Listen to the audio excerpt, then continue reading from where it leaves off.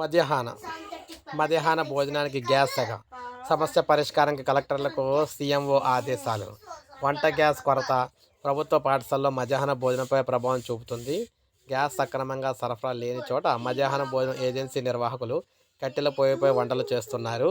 కొంతమంది భోజనం మనం చూసుకున్నట్లయితే అంటే కొంతమంది బ్లాక్లో 1800 నుంచి 2000 పెట్టి సిలిండర్ కొనుగోలు చేస్తున్నారు.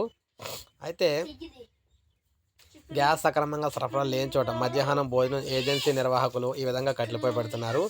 ఏజెన్సీ గ్రామీణ ప్రాంతాల్లో ఎక్కువగా కట్టెల పొయ్యిల మీద వంటలు చేస్తున్నారు. రాష్ట్ర వ్యాప్తంగా 43,000 ప్రభుత్వ పాఠశాలలో దాదాపు 29 లక్షల మంది అయితే భోజనం అందిస్తున్నారు.